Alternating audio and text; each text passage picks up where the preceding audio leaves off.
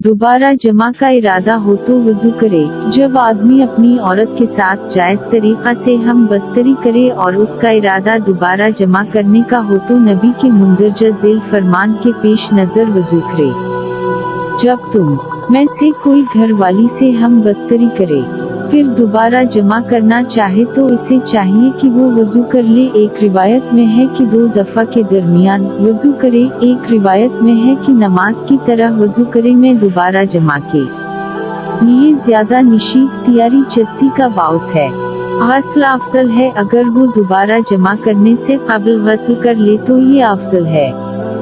अबी राफी रिवायत करते हैं, एक रात नबी अपनी मुख्तलिफ औरतों के पास गए, आपने हर औरत के पास अलहदा गस्ल किया।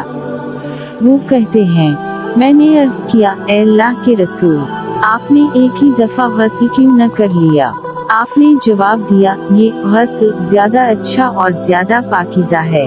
मियाँ बीवी का इकट्ठे गस्ल करना मियाँ बीवी के लिए जायज है कि वो एक ही जगह पर इकट्ठे गस्ल कर में, अगर चाहे वो एक दूसरे को देख रहे हों। उस मसला में मुंदरजा झेल अहादीस बतौर दलील पेश की जा सकती हैं। अव्वल, हजरत आयशा फरमाती हैं, मैं और रसूल अल्लाह इकट्ठे एक ही बर्तन से गस्ल किया करते थे। बर्तन के अंदर हमारे हाथ एक दूसरे से टकरा रहे होते। अब जल्दी फरमाते तो मैं अर्ज करती, मेरे लिए भी छोड़ दीजिए, मेरे लिए भी छोड़ दीजिए, और वो फरमाती हैं, हम दोनों जनबी होते थे। दौम मुआविया बन हैदा से रिवायत है, मैंने कहा, ए अल्लाह के रसूल, हम अपने सत्तर किन से छपाएं और किन से खोलें?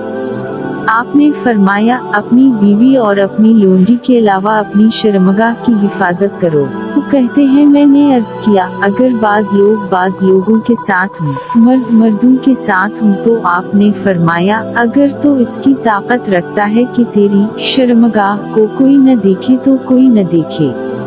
वो कहते हैं, मैंने अर्ज किया, भी इंसान अकेला होता है? रसूल अल्लाह ने फरमाया, अल्लाह ताली ज्यादा हक रखते हैं कि लोग उससे शर्म कर में।